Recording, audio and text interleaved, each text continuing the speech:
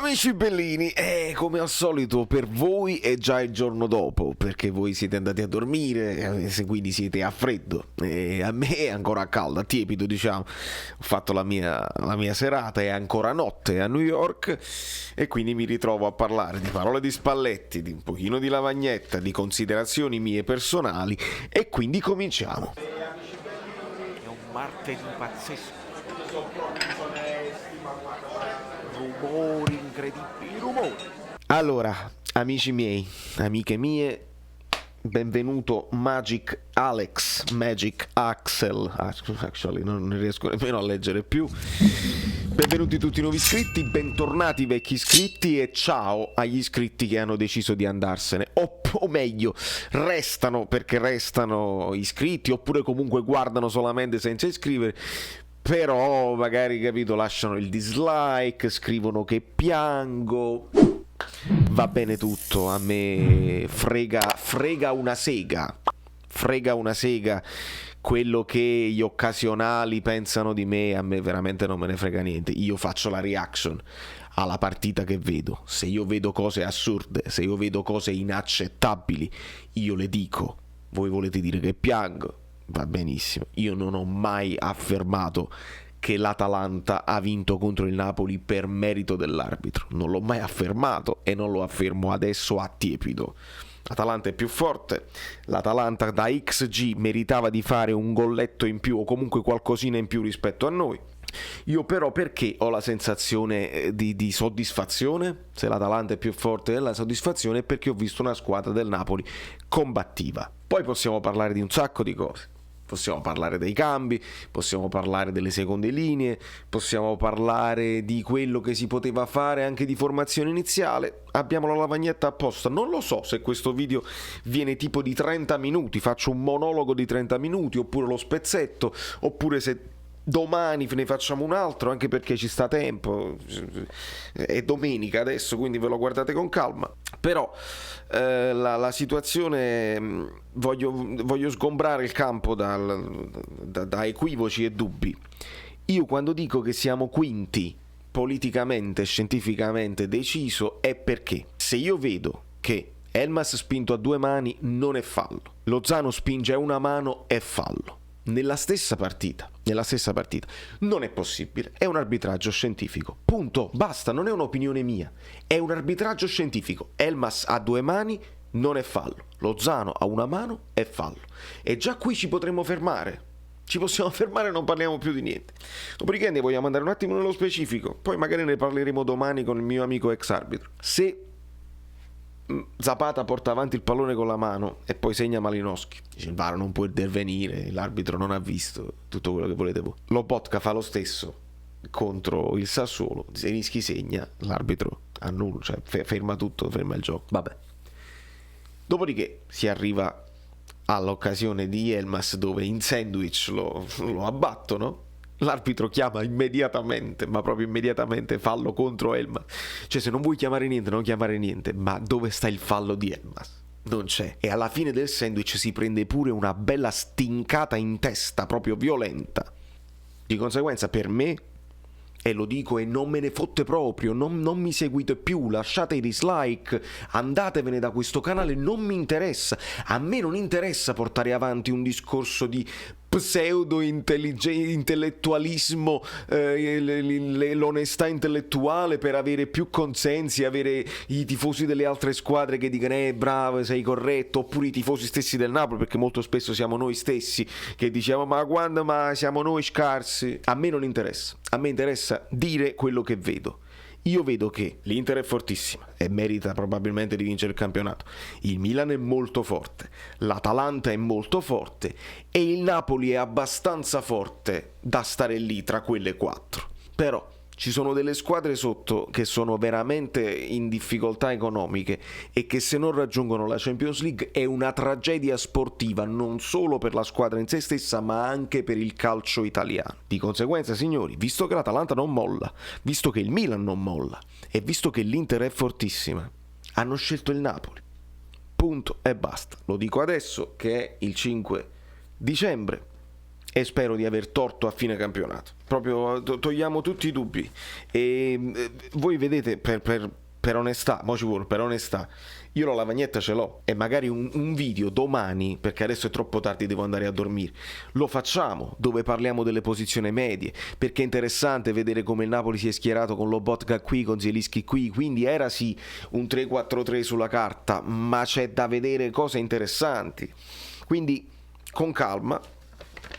Le parole di Mertens sono da leader, sono parole da leader vero, da capitano assoluto, ed è bello anche il siparietto perché gli passa Spalletti dietro, gli dà una pacca sulla spalla e la domanda cita testualmente: nonostante le assenze eccetera eccetera, e si sente Spalletti urlare da dietro: niente assenze, quali assenze, niente assenze, Maremma appestata di nuovo, impestata. Che cosa vuol dire? Mertens fa i complimenti ai suoi compagni di squadra: vogliamo lasciare tutto in campo, abbiamo lasciato tutto in campo. E quando gli chiedono del fallo di Elmas, con onestà lui dice: lo devo rivedere, non l'ho visto. Onestà, leadership, forma straordinaria, segna ogni 50 minuti, mi hanno detto gli amici abbonati che sono straordinari. Non ve li chiedo i like, non me ne fotte un cazzo di niente.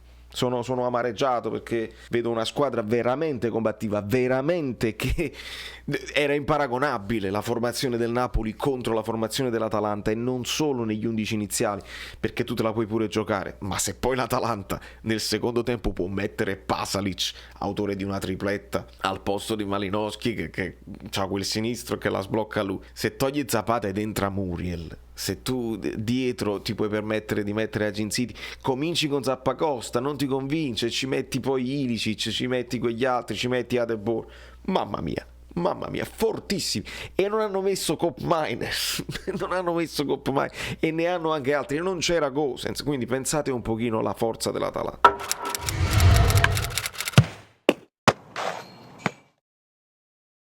Non c'è dubbio che l'Atalanta ha meritato di vincere al San Paolo, al Maradona. Però questi giocatori qua che vedete alla mia sinistra, destra, non lo so, mi ricordo come si chiama, hanno dato tutto quello che avevano. Di Lorenzo da terzo, da braccetto, ha giocato benissimo, è stato molto attento. Rachmani e Juan Jesus, sì, ogni tanto gli sono scappati, ma più per bravura loro degli avversari che non per errori loro. E possiamo vedere domani, magari, se vi fa piacere, se questo video raggiunge 500 like, facciamo un bel approfondimento anche con gli screenshot, che mi diverte farlo. Ma anche se non li raggiungo, dipende da me. Non mi interessa, non devo dare conto a nessuno. Questa è la bellezza della libertà, che questo è il mio canale, è casa mia. Io non devo dare conto a nessuna trasmissione, a nessun giornalista, a nessuna amicizia con procuratori, con presidenti e con ex giocatori. Io non devo dare conto a nessuno. Io do conto solamente alla mia community. E la mia community è quella che poi mi fa i commenti, vuole sapere, vuole approfondire. Siete stati troppo bellini quando mi chiedevate in privato: ma che tipo di formazione è? Ma giochiamo a 3, è possibile? Come stiamo giocando? Questo è il mio favore e il mio piacere assoluto. Dopodiché quelli che vogliono arrivare, che sono stati in silenzio, tifosi delle altre squadre, cioè addirittura un tifoso della Salernitana che nella partita contro il Sassuolo ha scritto godo, tu godi, tifoso della Salernitana, perché il Napoli ha pareggiato col Sassuolo, quando tu in Serie A non sei nemmeno venuto, già sei retrocesso, ti sei affacciato un attimo e già sei retrocesso, ma non ti vergogni, ma vai a pensare alla tua squadra, che non avete opposto nessun tipo di opposizione al Milan, proprio zero, una vergogna. E io l'ascolto, guardo le partite su CBS, su Paramount Plus, non ci sono telecronisti italiani, ci sono telecronisti esterni, telecronisti imparziali che dicono: però mamma mia, non hanno fatto proprio nulla, e il Milan proprio in carrozza, non si è dovuto nemmeno sforzare più di tanto. E quindi che voi adesso venite la Salernitana, che io poi avevo augurato anche la salvezza, a cui avevo augurato anche la salvezza, se andate a vedere i video precedenti, dove facevo previsioni di classifica finale, facevo un ragionamento a fine mercato importante, e andatevelo a rivedere quel video perché è importante, perché già vi dico delle cose. E parlavo del mazzo, e il mazzo significa che se tu sei decimato e la stai anche svangando, perché in qualche modo, nonostante un pochino di confusione tattica nel primo tempo, perché l'ho vista la confusione tattica. Nel secondo ti sei messo un pochino meglio e Zielinski si è abbassato e il Napoli stava anche controllando bene, andiamo pure in vantaggio perché Mertens è una belva e poi fa male pure lo bot. Quindi la sostituzione con Demme, che poteva anche essere per preservarlo, è per un altro infortunio. Quella di Mertens si può ragionare. Dici tu lo levi, ma perché lo deve levare? Perché non sia mai a Mertens gli viene un affaticamento muscolare, signori. L'abbiamo visto. Petagna purtroppo ha i suoi limiti, non c'è niente da fare. E se vogliamo giocarci una chance, perché adesso qualche amico, Andrea Palazzo, amico mio, mi ha detto adesso puntiamo sull'Europa League. Allora vi siete resi conto che forse in Europa, se fai dei miracoli, puoi andare più avanti in Europa e chissà, magari conta la palla che rotola. Non lo so, ma in campionato io vedo cose scandalose e sinceramente una volta puoi essere più forte degli arbitri, 2 volte puoi essere più forte degli arbitri, 3 volte, ma qua gli episodi, stiamo arrivando ai livelli del campionato di Ancelotti e poi io per primo me la sono presa con Ancelotti, ma guardiamo quelle partite dove ci hanno praticamente scientificamente abbattuto. Piangina, sei un piangino, piango sempre. Intanto tu che mi vieni a chiamare piangino, guardati le partite, lo so che non te le guardi perché non sei un tifoso del Napoli, quindi di conseguenza ti guardi gli highlights e negli highlights non uscirà che Mariani chiama lui il VAR per andare a rivedere la deviazione di Mario Rui per darci un rigore per forza contro. Oppure è stato il VAR? Perché come fa il VAR a chiamare Mariani? Questa è una domanda che vi chiedo io. Se il VAR ha le immagini a disposizione e si vede chiaramente, si era visto anche in diretta, ma tu puoi avere il dubbio, si vede chiaramente che Mario Rui la devia con il piede e non con il braccio. Se il bar li vede, lo vede tranquillamente. Ma Mariani che va a fare a vedere? Che stai cercando qualche altra cosa? Glielo devi dare per forza questo rigore all'Atalanta. Noi che siamo stati attenti a non fare fallo su Zapata. Il VAR ti deve dire no, guarda, l'ha preso con il piede, calcio d'angolo. No, vado a vedere un attimo. Non si vede negli highlights. Quindi se tu ti guardi gli highlights, non si vede il replay di Zapata che la tocca con la mano, non si vede il colpo che prende in testa Elmas, non si vedono queste cose qua. Si vede la gran parata di Ospina sul colpo di testa e devi capire se l'ha tirata Zapata o quell'altro. Questo si vede. Ma va bene così.